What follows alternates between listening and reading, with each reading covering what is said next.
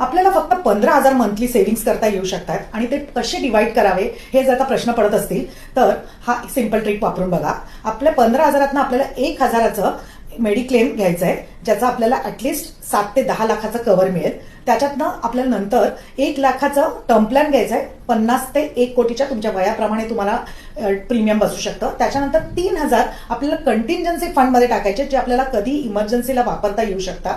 त्याच्यानंतर तुम्हाला 4,000चं रिटायरमेंटसाठी पैसे बाजूला करायचे आहेत एखाद्या मिड कॅप स्मॉल कॅप फंडमध्ये, ज्यातनं आपल्याला चांगले रिटर्न्स येऊ शकतात. मग आपल्या मिड टर्म गोलसाठी आपल्याला 3,000 एखाद्या फ्लेक्झी कॅप किंवा इंडेक्स फंड्समध्ये इन्व्हेस्टमेंट सुरू करायची आहे. आणि शेवटचे म्हणजे 3,000 तुम्हाला कुठल्याही चांगल्या मल्टी असेट फंड्समध्ये, जिथे गोल्ड आणि सिल्वरचं सुद्धा एक्सपोजर असेल, अशी इन्व्हेस्टमेंट सुरू करायची आहे. जर का असं केलं तर आपला पोर्टफोलिओ सुद्धा स्टेबल राहतो, डायव्हर्सिफाईड इन्व्हेस्टमेंट्स होतात आणि आपल्याला रिटर्न्स सुद्धा डिसेंट येतात. तर तुम्हाला असे कुठल्या फंड्समध्ये आपण इन्व्हेस्टमेंट सुरू करावी, कितीची SIP करावी, माझ्या पगारानुसार मला कितीची इन्व्हेस्टमेंट सुरू करता येऊ शकते हे जाणून घ्यायचं असेल तर खाली गुगल फॉर्म भरून पाठवा आणि आम्ही तुम्हाला फ्री फायनान्शियल प्लॅन प्रेझेंट करू. धन्यवाद.